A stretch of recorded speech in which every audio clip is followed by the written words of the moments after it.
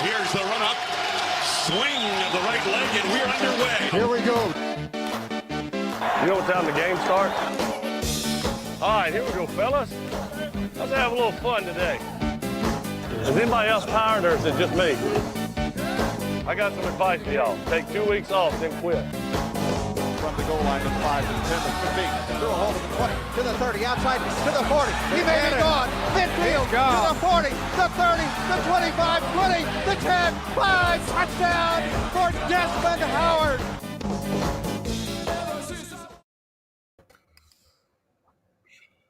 Ooh, starting off strong. What's going on, everyone? Welcome into another edition of PWW Live. I am Matt Freilich. Of course, that's Ryan Bowman, Ryan Schoberg to the bottom of me. And this was a later segment, Schoberg, but we're going to hit you right away. Like, what the hell are you drinking there, dude? What's going on? If you were with us on Sunday, it's the same thing we had on Sunday. It's my local Mankato brewery, Mad Butcher Citrus IPA. We'll crack one open for the team here and get after it. Emphatic. Well done. But as I said earlier, I am Matt Freilich. We appreciate you guys joining us. Big show this evening. Huge show. We've been waiting weeks for this to finally give, not only to get to the bye week, guys, and rest up and finally have a healthy team, but give away the Jordan Love jersey. I got to make sure it's within arm reach. I can get there at some point here. But I am Matt Freilich. As always, Ryan Bowman is to my left or right, depending which way you're looking at your screen. Ryan, what's happening? You said you had an early morning, late evening with the kid. Yeah. Talk to us a little bit about that. Yeah, so I'm not drinking today. I was up very late at night with the young one, as was my partner. So we're both a little bit tired today, and so I'm just taking it easy. Got through the work day. Excited to talk about some Packers. So I'm just drinking water today, guys. I'm not drinking either. Normally I have my water. Back in the day, Thursday was a thing. Now I just more responsible. I don't have a kid. I don't have an excuse. I really probably should be like Schoberg. But as always, you can hit up Ryan Schoberg as well. We fixed his handle this time. We had him the wrong one last time. But let's get into it, boys. So for starters, let's just set the stage here. We are going to the bye week. The Jordan Love giveaway will be later in the episode. So, of course, it'd be stupid if we just did it right now because then everyone would jump out of it here, right? So that'll be later in the show. There's our Game on Wisconsin friends chiming in. I'm sure they're having a couple, depending who's serving. If Dan Kotnick's running the bar, he's probably going to overserve a few, but, he'll always call a cab. He's good for that. I know that. Jacob Westendorf, of course, checking in, calling us nerds, on brand for Jacob. He's not wrong. He's not wrong. We're literally nerding out right now. But let's go a little bit. Just the last few days, there's been some stuff going on. Let's start it with Damon Snacks Harrison, right? He did the tour of Seattle. I think he came to Green Bay. It seemed like he did. I don't even know if he made it. Did he make it actually? No, he was scheduled to be in Green Bay on Wednesday, and he met with the Seahawks on Tuesday, and then eventually came to terms to sign to their practice squad, which is kind of an interesting development that, for me, I've been clamoring for Snacks like all off season amongst a ton of other people in Packers fandom, but we can put it to rest. He's a Seattle Seahawk, and he's the enemy now. So no more courtship of Damian Snacks Harrison for me. None. Any thoughts on their Schoberg? It's odd that he signed to the practice squad and could have been at least a second stringer or at least a first and second down for the Pack. Does that say anything about his quality of play? At the end of the day, if he doesn't sign to the active roster, he's not playing. So how much would he really help out the Packers right now with the state of their roster? You have a couple guys stepping up in the absence of Kenny Clark being injured.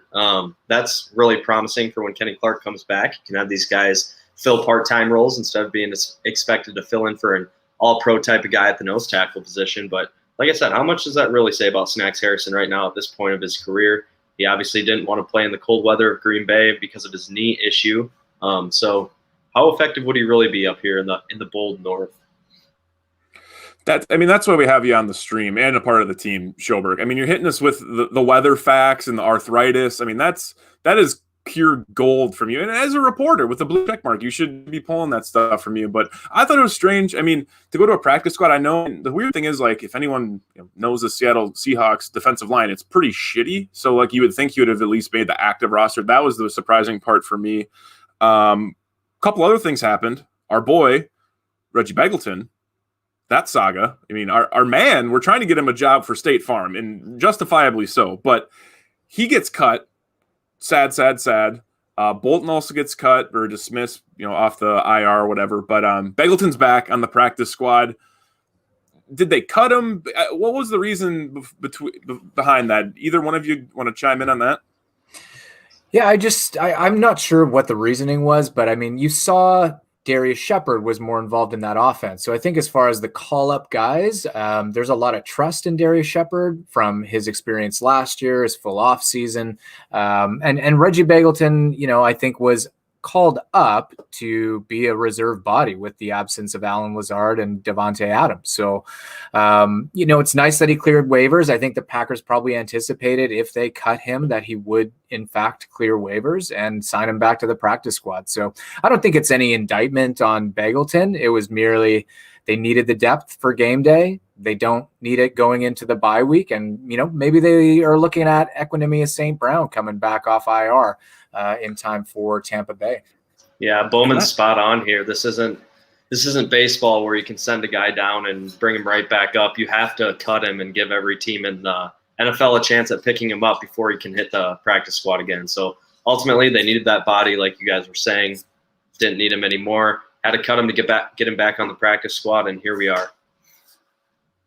Makes sense. It's a little bit of a gamble, calculated risk, if you will, but without his production on Monday night, could have been the next Taysom Hill. Come on. Sorry, I go back and forth. I got it. I go back and forth on that all the time. Like, he's not worth $16 million, but hell, if I wouldn't be super jazzed and have a Taysom Hill jersey if he was that versatile for us. But I digress. So, other than that, they had some tryouts today. Gerald Adams was one, the guy that I was interested in. I believe he was a South Carolina tight end a few years ago. If I'm not mistaken, he was actually on the Giants at one time, may have sustained a knee injury. I don't recall. Brought in a couple other guys, Big Ten, Michigan running back. Just pulling up the names here. But they also, the guy I was interested in this morning that I saw, I don't know if you guys saw it, former Indiana State player. He is a very versatile dude. Halfback, tight end, running back. Looking for his name. Not sure if you guys saw who that was, but they were kicking the Tigers on a Dominic tryout. Dominic Daphne, I think, was the guy that they signed to the practice squad. He's that fullback, halfback, tight end, kind of athletic freak. I don't want to get you too excited. I don't know if they're going to play him at fullback, but he could potentially be one of those. I think they're trying to get some depth in that versatile chess piece. That, with Josiah DeGuara going down, obviously John Lovett's going to be hopefully more part of the game plan in that role potentially. But, they got to have depth as a versatile piece. And, I think that's what he brings on the practice squad. It's John Lovett season, baby. This is what you've been waiting for, man. Come on. It's got to happen eventually. Like, they're not even. See, the thing is with Mike McCarthy's offense, there at least was the need for a fullback. And now, like, I just don't understand.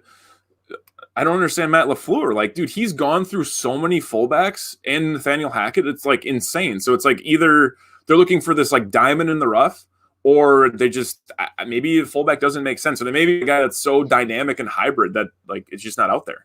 I think it's just about 5 eligibles, right? And if the fullback is the best one to be on the field, then he'll be on the field. But if Jamal Williams is going to go out there and catch 8 balls for 95 yards, and he's the best receiving option to come out of the backfield and in that offense, then that's who it's going to be, right? So until like a Kyle Juszczyk like player comes our way, which maybe Josiah DeGuara was before he got hurt, I think you're going to see it mix and match a little bit.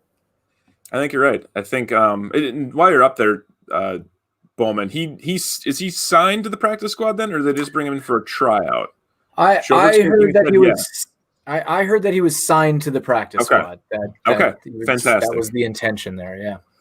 And as I stumbled earlier on the 4 other guys they brought in for tryouts, Gerald Adams, tight end out of South Carolina, Karan Higdon, former running back for the Michigan Wolverines, Kalijah Limscomb, wide receiver from Vanderbilt. That was someone that a few people on Twitter were mentioning, that solid dude, kind of versatile.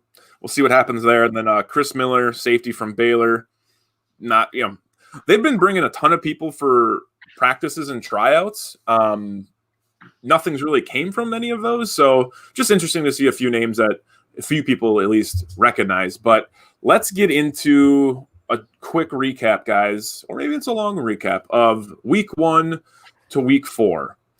I believe that when we did our preview, Ryan, I believe I think I had the Saints the Saints beating the Packers if there would have been fans in the stadium.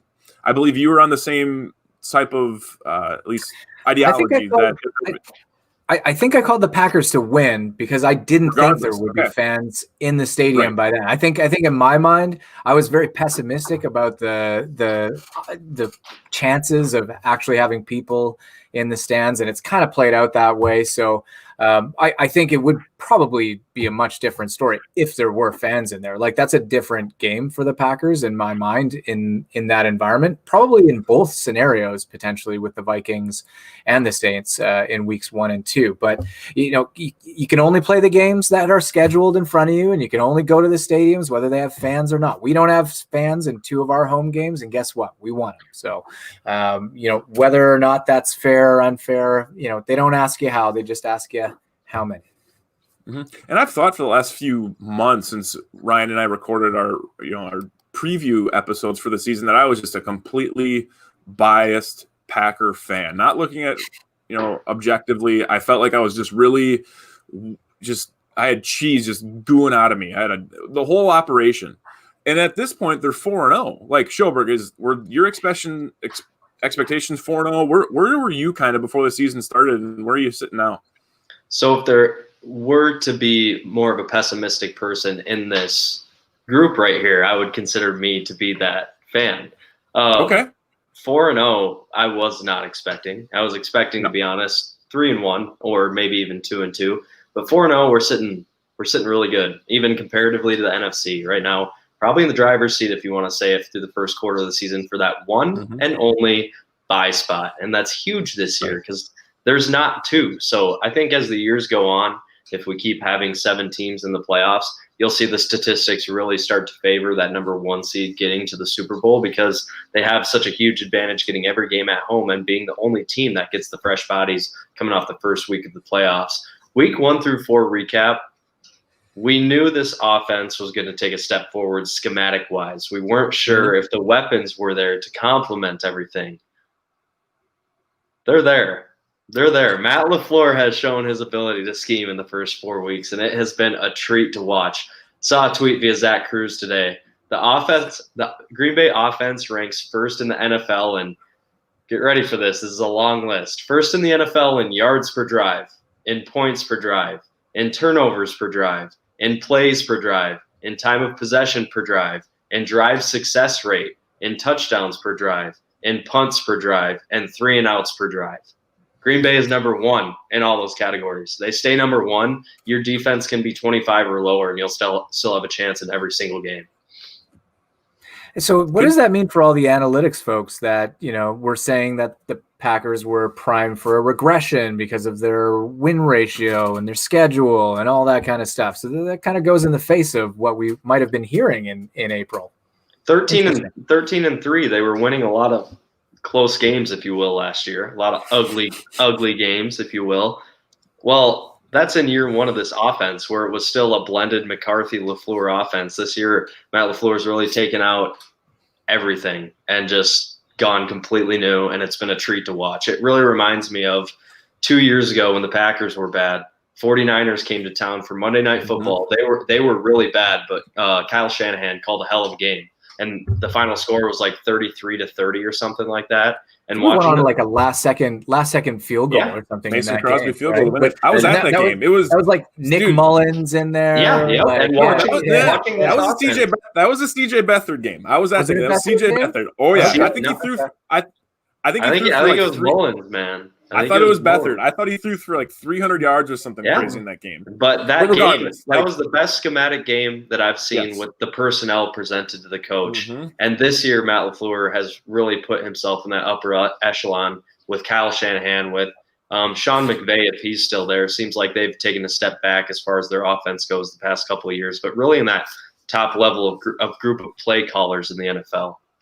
Yeah, and nothing was more evident than in this past game, week 4 against the Falcons. Devontae Adams is down, Alan Lazard is down. And, I was thinking about it. We had Dusty Evely on our podcast in the offseason, Matt, and he was dreaming of the 3 running back set. And we kind of thought like A.J. Dillon would be a part of that, but Jamal Williams, Tyler Ervin, and Aaron Jones have just – you can call him a running back. You can call him a wide receiver.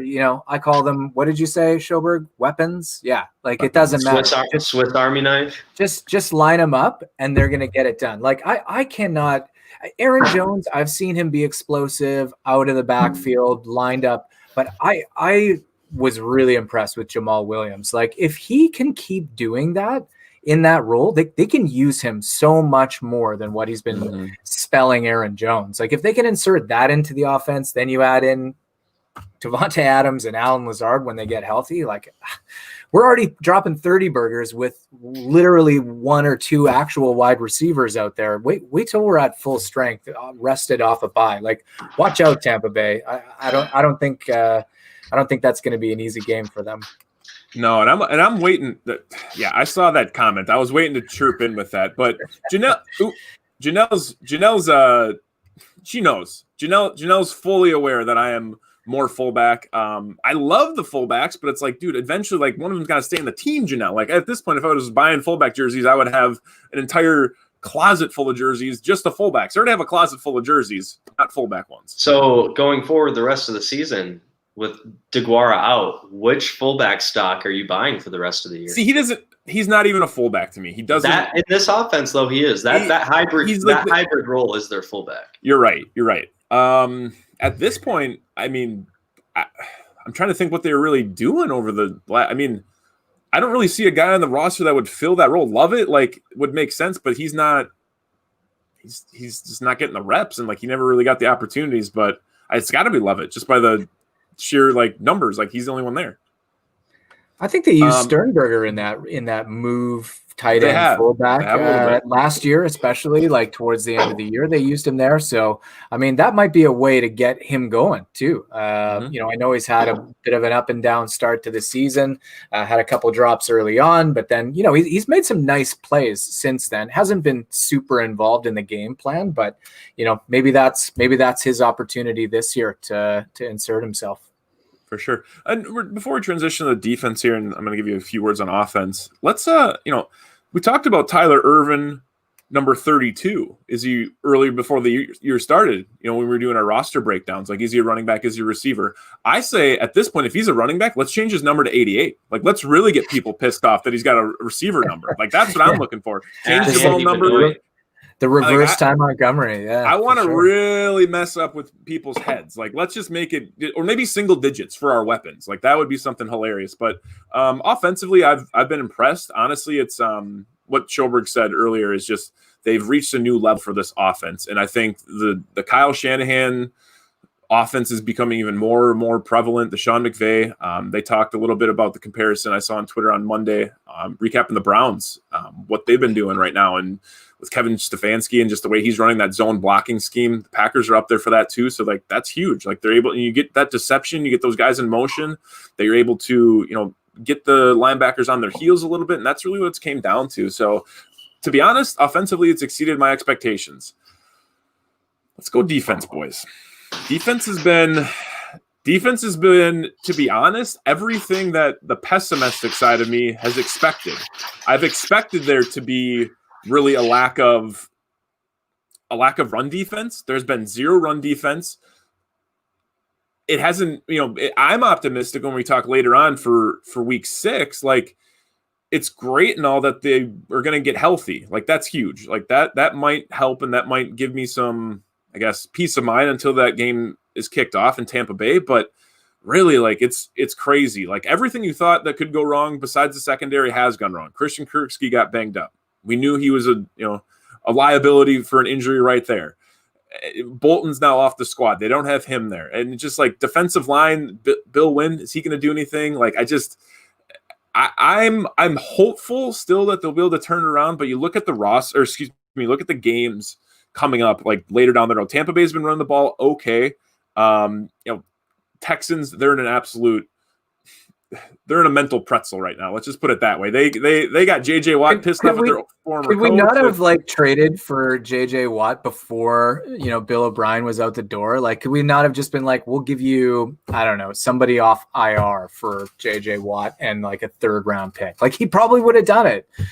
More than we missed our window. Sorry. Right. So it's like, then you're good. So then it's like week 8, Vikings, Niners week 9. Jags have run the ball decent with James Robinson, the rookie. Colts, like we talked about this in the previews, Ryan, leading up to the season. Like, is the run defense going to get figured out? And I'm going to throw the tough question to Schoberg. Schoberg, is the the run defense going to get figured out at some point throughout the year? I think the defensive line has shown that they're going to be able to figure it out, but I think a lot of that question lies at the next level when you're talking about defensive linemen generally for stopping the run. I think with this Packers, it kind of starts on that second level with a lot of inexperience with Christian Kirksey now going down for a couple weeks. We have hopefully Kamal Martin coming back sometime soon. He was the star of training camp, some might say. A lot of people are looking forward to him. He was fun to watch in college, but he's a lot like Christian Kirksey. His last couple years at Minnesota, he was banged up, and a lot of people in Minnesota were not surprised to see him start the season on IR for Green Bay. No one's questioning the talent level there. It's just a matter of staying on the field. For this run defense, though, you have guys like Tyler Lancaster, who's in the middle of a career year. You have a guy like Montrevious Adams, who's playing way better than he's ever played in his whole career. That's not saying much considering what his career has been up to this point, but he's playing a lot better up to this point. And then you have a guy like Kingsley Keke in his second year who is really coming into his own, who a lot of people saw coming in the offseason. But I think this will figure itself out once Kenny Clark gets back. He'll eat up a lot of those bodies in the middle that are inevitably just singling a lot of the guys there now and going to the linebackers. So Kenny Clark there will free up a lot of the linebackers as we go forward, creating more plays for Chris Barnes, if that's even possible. Kamal Martin, Christian Kirksey, and Ty Summers. Bowman, what are your thoughts, man? What do you think? Thank you, Schoberg, for bringing your Minnesota knowledge. I forgot about Kamal Martin. He maybe that's the piece they need. But what are we thinking here? There it is. Gary, friend of the show. Gary chiming in. Martins, Barnes, Summers. Listen.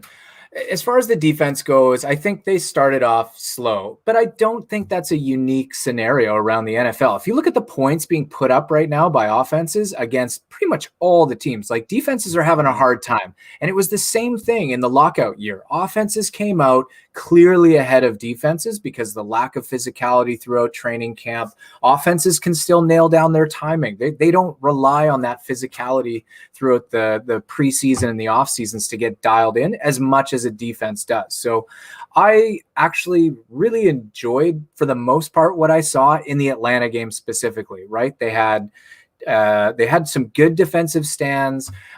16 points giving up to a team like Atlanta, as far as what they've been doing offensively prior to that game, that's a win. Zadarius Smith breakout game, and they're injured. Like the Packers are really beat up right now on the defensive side of the ball. You got Kenny Clark out. You've got we talked about Kirksey.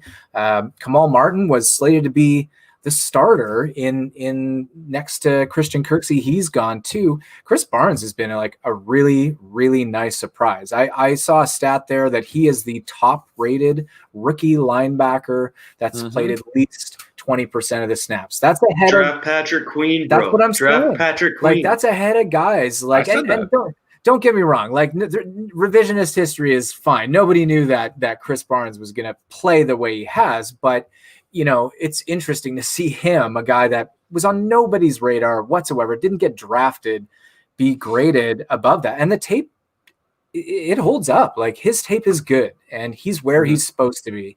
So I think I agree with Schoberg that there is talent there. And when Kenny Clark comes back, we have Kingsley Kiki back there.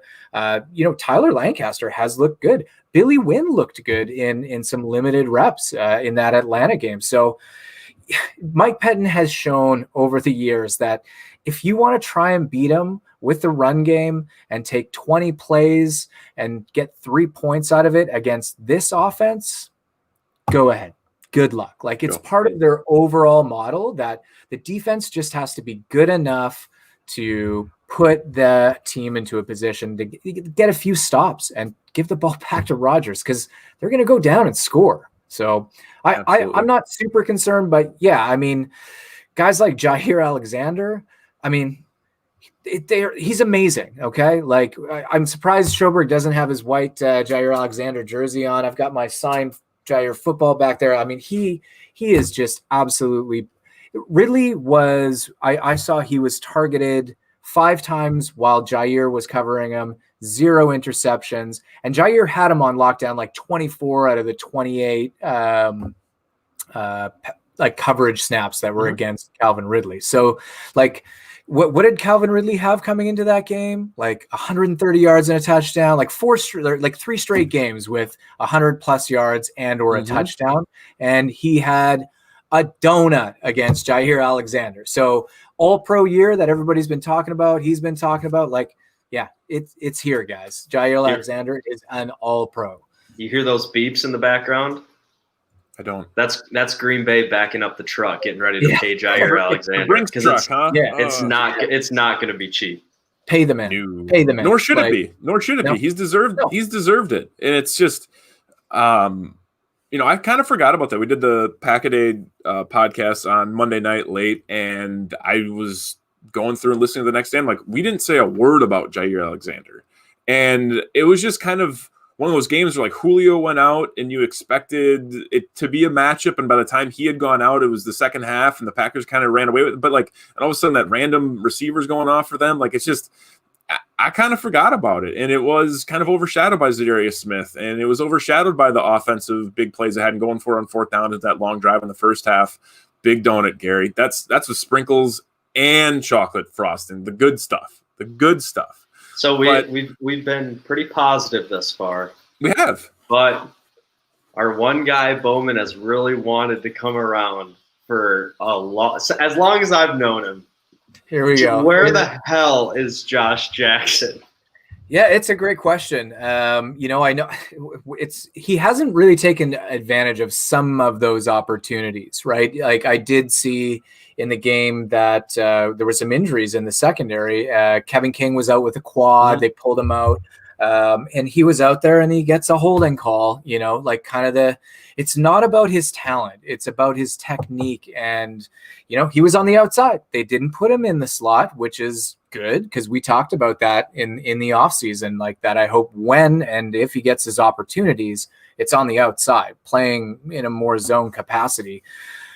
It's really hard to say when you see guys like Chandon Sullivan going in ahead of him, when you see guys like Vernon Scott going in ahead and getting snaps. And, I didn't pay a whole lot of attention to his snaps, but what I did see just seemed kind of average, and I don't know that he did anything in that game to say, he's the next man up if Kevin King goes down.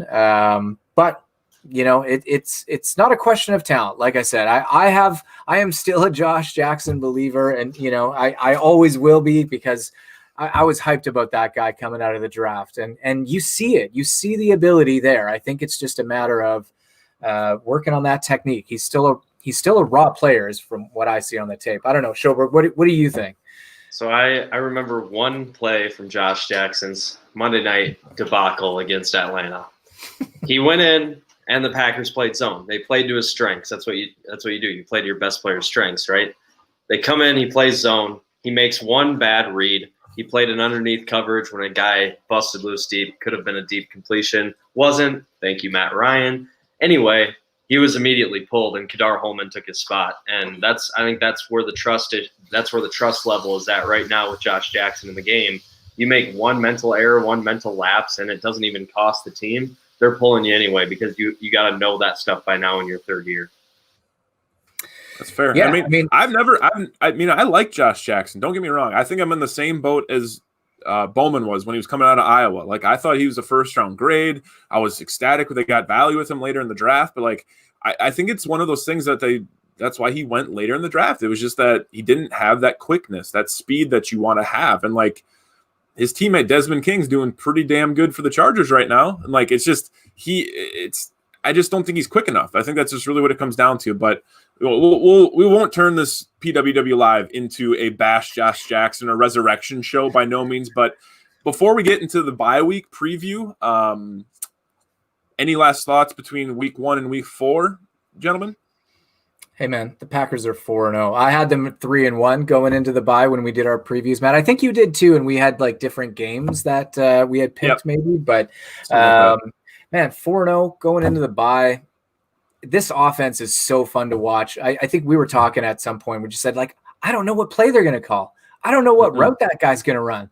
That's awesome. It's exciting. It jacks me up, man. So I don't know. I think this team is going to be a special team. I felt that last year in Matt LaFleur's first year, like just the team and the way that they gelled and the way that they won some of those close games. Now you're seeing it all come together, and now you're seeing the plan come to fruition. And I don't see a team in the NFL that I'm scared of, that the Packers can't beat.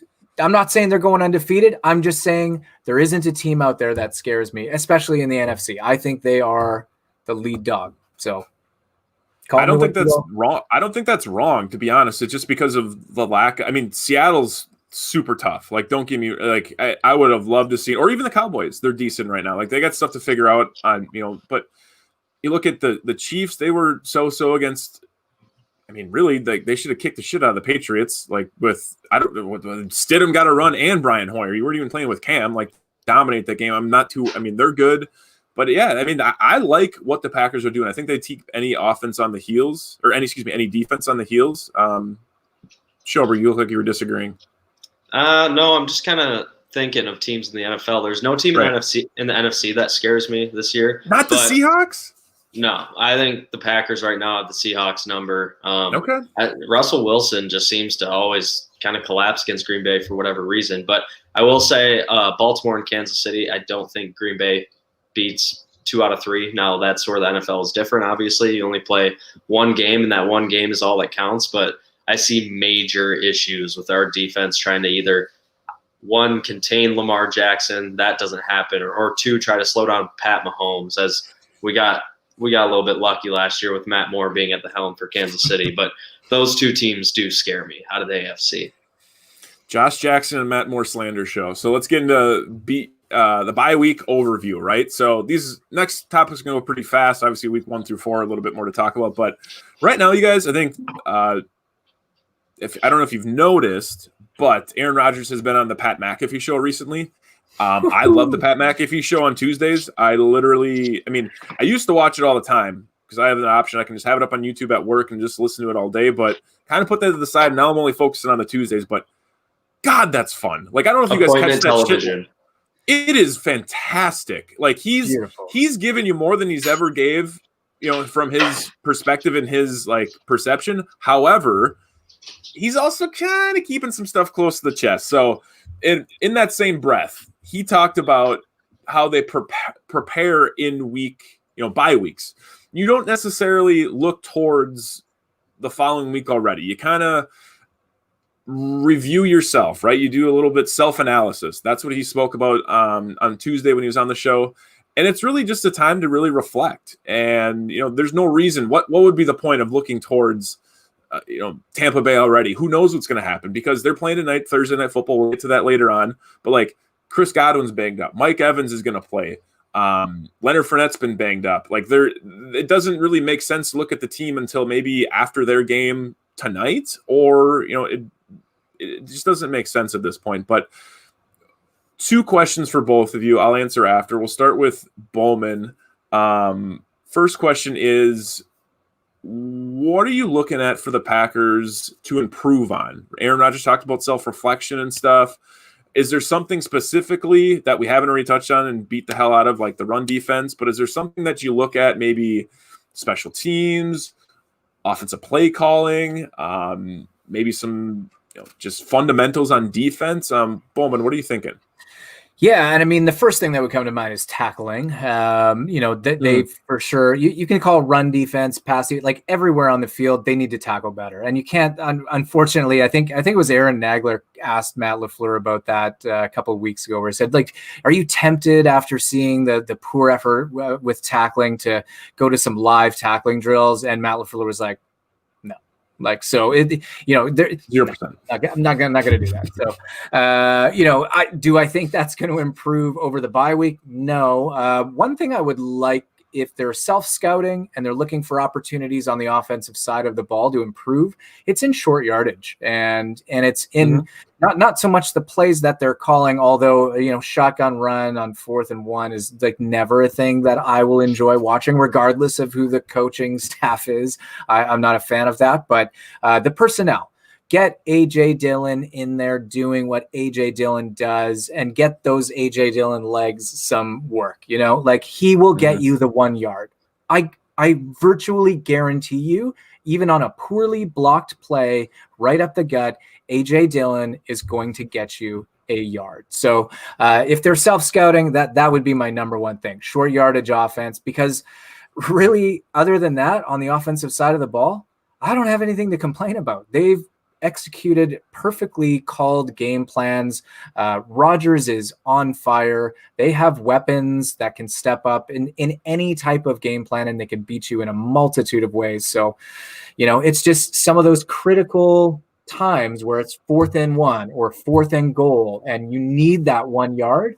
I would just like to see better play calling and better usage of personnel.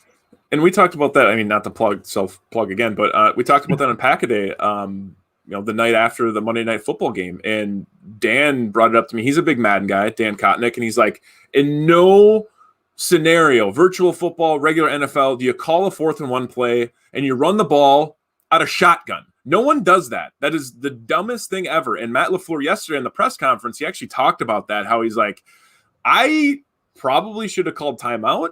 That play literally got blown up from the start. It had no opportunity to go, and that was, that was his answer to basically the political answer of saying that's why we didn't give A.J. Dillon the ball. Like, we didn't give A.J. Dillon the ball. It's, he didn't. They basically asked him, like, do you think A.J. Dillon should have got that carry? He's like, well, hindsight, we never should have called the play. So good answer from Matt LaFleur. He's really figuring his stuff out. But I would say for me, it's tackling. That's number one. Number two, short yardage is fine. I really have enjoyed the chemistry that Rodgers has with his weapons, or even the ones that aren't there as often. But it's definitely number one for me is tackling. Schoberg, what do you got, dude? Are you thinking short yardage is an issue? Are you agreeing with us that tackling is the biggest problem? Mason Crosby, is he on the hot seat? He misses an extra point? Mason Crosby's not on the hot seat. But I would say not so much short yardage, but just in the red zone in general. Our offense is like a well-oiled machine from 20 to 20. You get a lot of motion. You get a lot of spacing. You get inside the 20s, you don't get to do all that motion and all that spacing. The field really compacts, gets tight, all that good stuff. But, personnel. You guys were talking personnel. Get your guys in the right spot to succeed. Mm-hmm. If you don't put A.J. Dillon in on a short yardage, what did you take him for? Obviously, you don't need him for his rookie year. If you let Aaron Jones walk, you have a guy right there to step in. But essentially, why did you draft this guy if you don't even use him in a situation like that?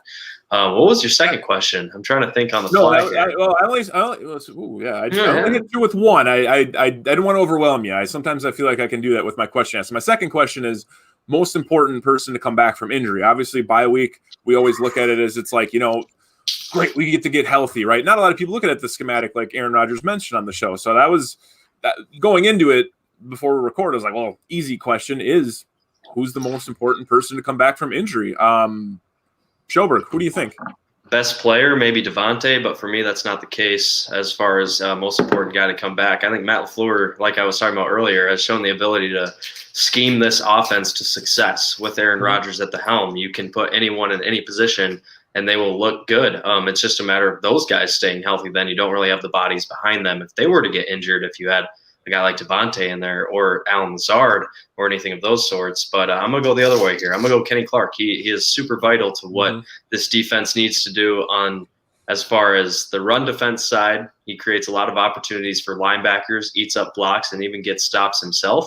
But then he creates a lot of opportunities for the pass rush. You can stop moving Z in every single play, and you can really have him play that hybrid defensive role where you move him in sometimes, but you have him rush from the outside sometimes. And then you get a guy like Preston Smith, who has had a really down year thus far, getting after the quarterback a little more from the other side, and then you kind of plug in Rashawn Gary wherever he's needed, and you have that bona fide pass rush back when Kenny Clark's back. So I think he's the most vital guy to come back for this team, although the argument could be made for Devontae, but I just think that the schematics overpower that. No doubt, no doubt. And it's like I would probably say Devontae, and again, we're turning this into a Josh Jackson, Devontae Adams slander show, and I don't remember who the other guy. We're just crushing people tonight. It's not great, but I would have said Devontae at about 7:00 on Monday night, and then they go out and do what they did with essentially second and third string receivers and run the hell out of the ball. And Jamal Williams has a career game with 8 catches, 95 yards. So it's got to be Kenny Clark for me because, like you mentioned, Za'Darius having his hand in the dirt all the time or more often than we want him to doesn't make sense. Like, granted, he had a great play when he blew up the left guard and strip sacked for his third sack, thinking we got the ball back, but Matt Ryan fell right on it. But I don't like the need to have Za'Darius play inside all the time. I think it's great to have the option. But yeah, Preston Smith also just a little underwhelming for me. Little suspect in pass coverage. But Bowman, geez, cut. Wow. Bowman, what are your thoughts, my man? Biggest injury, first to come back for week 6 in Tampa Bay. Yeah, so I mean, it is Kenny Clark, but I think for argument's sake, I'll go a different direction just to give a different option. And I think you guys mentioned that Preston Smith hasn't had, a great start to the season coming off the edge, at least not in terms of what he was able to do last year.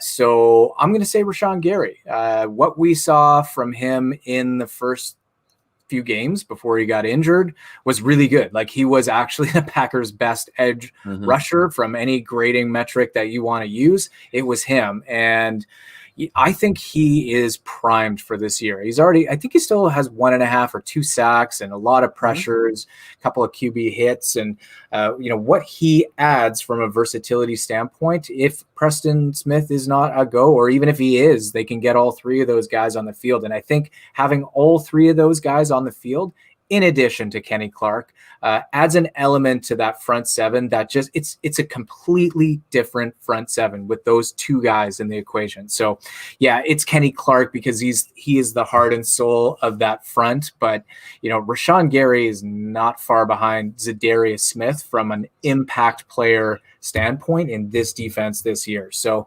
honorable mention to Kevin King. He had that quad injury, looked like he was okay, and they were just kind of holding him out because that game was getting out of hand. But we need him as well. If we saw Josh Jackson and we saw Kadar Holman out there on the outside, which is great in a pinch, but I don't think that's who you want in the lineup across from Chris Godwin or Mike Evans or Rob Gronkowski. We need Kevin King healthy there too. So, lots of good options there. That's my number one thing. Bye week, get healthy, because anybody complaining about a week 5 bye in the off season is not complaining about it now. Like we need it. Just briefly too, Rashawn Gary's major strength plays to this defense's major weakness. He is the number 1 graded run edge rush defender, if that makes sense. So, so he plays the run better than any edge defender in the league, which plays to this defense's weakness perfectly. You get him out there to assist some of those guys, Kenny Lancaster, Montravius Adams, Kiki, and all those guys in the middle. It can help out a lot. Most definitely. 100%. So let's get to it. Week 6, right? After we figure out the stuff we got to fix, week 5 bye week, get some healthy guys back down in Tampa Bay, 3:25 game. I would imagine, we're going to get a good preview tonight of them playing the Bears. That'll be nice to check out Tim Brady in live action with whatever team he's got out there right now, right? They're 3-1, looking pretty decent thus far. I would say the first week of the season was suspect. Last week he throws the pick 6, but I mean, it's just what are you guys thinking? I mean, we had this one circled. I'm a little bit down on it compared to what I was to start the year, and maybe that was just my expectations for the Buccaneers was super high, but they're still, I mean, they're really damn good. I think I saw a stat this week that the Tampa Bay run defense is number 1 right now. Vita Vea, Ndamukong Suh, Devin White to fill that middle at linebacker. I mean, that's pretty tough running defense. Expectations show we're down in Tampa Bay in a couple, I guess, week and a half here. Yeah, their defense against the Green Bay's offense, they're in the top 5 in most statistical categories on the defensive side of the ball, and where Green Bay is number 1 through 3 in most categories on the offensive side of the ball. So I think seeing that chess game go back and forth between Levante David at the line of scrimmage versus Aaron Rodgers will be really fun. One of the generation's best middle linebackers that you don't ever hear talked about up here in the NFC North, Levante David, and then him just making calls in response to the calls that Aaron Rodgers is already making will be really fun to watch. It kind of reminds me of a couple of years ago when Cam Newton was making adjustments at the line. Clay Matthews says, hey, it's the wheel route. It's the wheel route. And Cam Newton says, oh, yeah, you've been watching film? Watch this. And then he just runs, and then Christian McCaffrey just runs a little Texas route, little angle route. Exactly. Just that chess match that goes on at the line of scrimmage will be really fun during this game, just because of the two guys with the headsets in the helmets at all times. Another thing I'm looking forward to, how can you not? Aaron Rodgers versus Tom Brady. Obviously, both are a little bit older now. Maybe Aaron Rodgers is playing a little bit better, but hey, Tom Brady in his career. Not in his career. Tom Brady, this season, 2 pick sixes. Aaron Rodgers, 2 in his whole career. It's crazy. Tom Brady, not my GOAT. That's all I have to say. Not my GOAT. Aaron Rodgers is the GOAT, okay? In a like tie with Brett Favre and Bart Starr in my heart. Holy cats. Like, come on. Not Don Mikowski? Let me just take off my Homer glasses. Not Don Mikowski. Thank you to Don Mikowski for paving the way for Brett Favre, though. That was great of him. The Magic Man, Don Mikowski. I actually watched that guy play. I don't know if you guys did. That's how old I am. Missed it. But, okay, so Tampa Bay. Jair Alexander is going to get a pick 6 on Tom Brady when Tom Brady tries to throw one of his little crappy screen routes out to the outside to a wide receiver, which people still try and do to Jair Alexander for some reason. So he's either going to blow that play up. I think Jair gets a pick 6 off the GOAT, Tom Brady. But I think the Packers can win this game. This is not going to be an easy game for sure. And the bye week is somewhat nullified by the scheduling here, right? So we got Tampa Bay going into Thursday night football. They're coming into a team on the bye, but they're going to be on 10 days of rest too. So kind of takes a little bit of that advantage out. But I mean, this is more about what can the Packers do on the bye, get healthy. And I think if they're healthy and they have their players, they can impose their will on whoever they want to, at least offensively. And if they can get Tampa Bay into a one-dimensional game, then I think that favors the Packers. So I'm going to say the Packers come out with a win. I think I still predicted this as a win in our preview, Matt, and I'm sticking to my guns on that. I like I said, there's not a team in the NFC that I don't think the Packers can beat, and Tampa Bay is no different. Yeah, I think they're going to win the game too. I look towards maybe the running game. I'm not sure Leonard Fournette, if he's healthy. Ronald Jones, he's had a decent year to start, but I'm not too worried about those guys. But there's been more surprising people to attack the Packers from the run scenario over the years or in the last 2 or 3. So interesting game. We'll see what maybe the weather does. I know there's a hurricane going down there soon, so who knows if that'll pass through. My buddy Forrest hopping in here. I mean, that's fair. No one. I don't know about that. I personally like Tom Brady quite a bit, and he can definitely suck one. Go Pack, go! Thanks for us, dude, chiming in. Schoberg's jacked tonight. I mean, honestly, he said he was tired before the show, but he is just dialed in right now. Alex Stroh, friend of the show. I mean, it could be because he's just drinking some good beverages. I'm not sure, but people chiming in here. So, guys, let's not wait any longer. All right. The moment has arrived.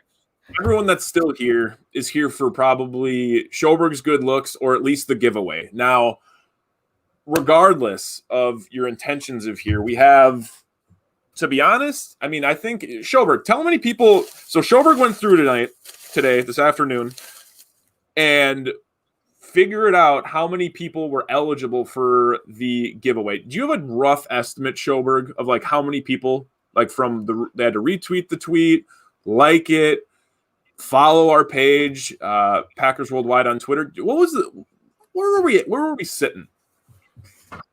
I think if you win this raffle tonight, if you want to call it a raffle, you had a 1 in roughly 350 chance. 1 out of 103, 1 out of 350 chance to win this. Math is hard. It's okay. Like, and that's what I thought too. I was looking at it, I'm like, how the heck did we get 350 people to interact with this? But shout out to Bowman for the idea. I honestly did not think this would go the way it did, but we reached our goal of, what was it, 100? Or excuse me, was it 1,000 people for the mask giveaway, and the other one, we had 2 mask giveaways, but 1,500 for the jersey. So I have all of the entries, believe it or not, in this hat. Every single one. Printed it out, got them all in there. Schoberg sent me it over. So it would be really foolish of me not to show off the jersey, at least to really just let them know. Your green screen. Oh, it's going to be awful. It's going to be terrible. It's going to be really – actually, that's not too bad. I mean, it could have been worse with the green screen. But Jordan Love home jersey, what do we got here? It's a large, very just see, good. The sticker will stand. I mean, it's a decent size. You can either layer it up or not or whatever, but it is the Nike version of the jersey as well. Of course, we're not going Reebok or Starter. That would be super dope, or Champs. But had a ton of entries. We appreciate everyone at least following us, interacting with us over the last few weeks and months as we've led up to the season. Canadian accent. Shout out, Alex Strofe. I haven't really heard it. I thought he was talking to me, and I took offense to that at first. And I'm like, what accent? I haven't heard any strong accents yet. Schoberg's Minnesota accent. Apparently, my accent only comes out when I say specific Canadian generic words. Yes, to you guys. Big time. So, but the Dakota dialect is perfect, so we don't have any accent there. Okay, fair. I digress. 1,500 more. Absolutely. We'll get there. We'll get there, Alex. Plug us a little bit, would you? But anyways, we had a bunch of entries, gave away 2 face masks. Susan and Dwayne, they've already been rocking them, showing us. But time for the Jordan Love jersey. We appreciate everyone chiming in, retweeting us, giving us some exposure, and just basically finding some new Packers fans out there. At this point, if you do unfollow us, fair enough. At least you got some, an opportunity and some maybe endorphins kicking that you could have possibly won the jersey. But I'm going to pull the name here. What is it? 1 in 350. While I'm doing that, Schoberg, in your head, figure out the percentage that it could have been if 1 in 350. All right. So about 0.3 chance. Yeah. All right. Winner, Jordan Love jersey is Canton Wonton, Connor Casey. Now, here's the deal. I doubt Connor's in the chat right now. It would be crazy if all 1,500 plus followers are actually watching us on stream. What everyone needs to do that's listening is they need to not only retweet this tweet I'm going to put out right now so we can actually get Connor's attention, but just start tagging Connor in some of our tweets, letting him know he won it.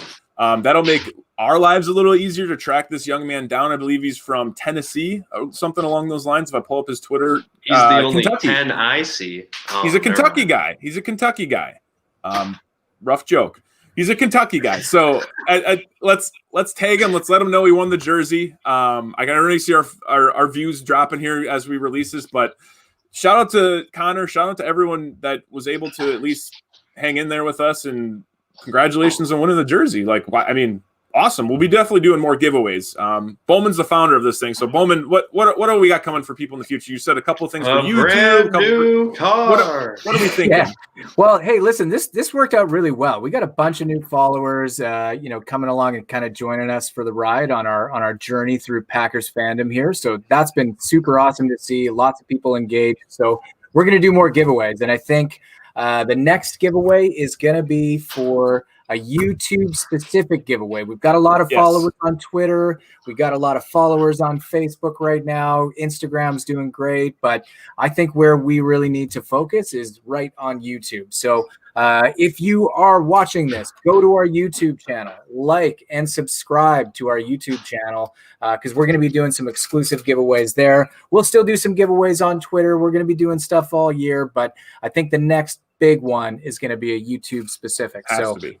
maybe we should just drop our YouTube channel link here in Get after in the comments here. I'll drop that out there. So make sure you guys are all liking and subscribing this video and liking and subscribing our channel there for the next big giveaway. And as we normally do these PWW Lives, I like to do them on Thursdays, preview the Thursday Night Football. Obviously, we're dipping in a little bit of their broadcast time, but Tampa Bay versus Chicago. I know Bowman and I like to at least talk about some fantasy football relevant stuff. I mean, it is a Chicago game, so it's a little bit more relevant than last week when I think, what did we have? Dolphins, Jets or something shitty, or was it Bengals? I don't even remember. Bengals, Jets, was it? Like, so this game's a little bit more interesting. Maybe a couple more headlines, but I have no fantasy ramifications in this game. I think I might be playing against Chris Godwin, but it's Thursday. I mean, it's football and it's there. But any predictions on this game? You guys think Nick Foles has a bounce back game against that defense? No. Like I think that defense on its own can stop the run against Chicago. Not that Matt Nagy would try and run the ball anyways, but I think they'll be able to shut him down and make Nick Foles, and probably by the third quarter, Mitch Trubisky one-dimensional. But somebody has to lose this game, and they're both 3-1. So that's the way I'm looking at it. Is one of these teams that's vying for that top spot in the NFC is going to have another loss on their belt or a tie, which for most of the time is the same thing. It's from a fantasy. I got no one going on, and I'm not going against anybody. The only two guys I've got in my like super deep 16-team Pirate League is like Cordero Patterson, and he's sitting on my bench. So this is going to be like another versatile guy. Love versatility. Exactly. So this is going to be a pure like just watch football because I love football kind of game, and I'm probably cheering for the Tampa Bay Buccaneers because the Bears suck, and they always will, and I always want them to suck. So that's where what I'm cheering for tonight is my money. So what do you got going? You got a bet going? We're having a good year so far, boys. Through 3 weeks, we're up a good amount of money so far. But we have I doiled it. So Doyle, you get 6 points on each side of the bet, and then you have to hit both sides. So I have Tulane versus Houston going over 53, to the Tampa Bay Chicago under 50. And then we're going to go Tampa Bay minus 3.5. So I think the game started already, but if you can get with your local bookie and put in Tampa Bay minus 3.5, your winnings, not losings, but your winnings are on me. Will not pay your bet for you, though. So put that asterisk right next to that. Go Tampa. Yeah, go Tampa Bay. Hope they get their 4th win. Chicago gets their 2nd loss, and then Tampa Bay can get their 2nd loss next week. Isn't it funny how that all works out? Is Houston? Do you say Houston and Tulane? Yeah. Houston, is that Conference USA? Like you're betting on Conference USA Thursday night Conference games? USA action, baby. That's concerning. Maybe I love it. No, I love it. Like that's where you get that action, right? Like I mean, there's limited action. That's Maction. We can't get into the Mac here. It's different. My betting, just real quick, has gone significantly down this year. I only have one fantasy league. I don't have any accounts that I'm doing anything right now, but there's definitely been a couple that I'm disappointed I didn't put any action on. But I'm excited for the game too. I think Tampa Bay probably smokes Chicago. I'd be surprised if. I mean, I'm interested to see what they do without Tariq Cohen. I want to see Montgomery out there running the ball. Scotty Miller, who's a receiver for the Bucs, he's having in the last 2 good weeks. All of a sudden, with Evans being banged up, Godwin, see if he gets into action tonight. But overall, I think Tampa Bay wins this game.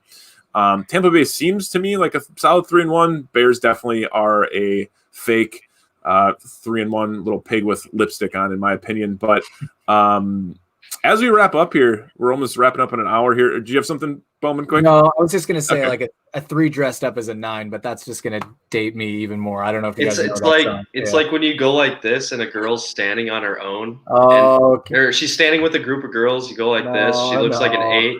Then you go like this, and all of a sudden she's like a 4 or 5 because of the group. Then how could you understand her personality, though? So that is Ryan Schoberg, as he just lets everyone know. At Ryan_Schoberg. You can find him on Twitter. You can get at him on that one. Get at him. Tweet at him for all of your concerning. Slide right in.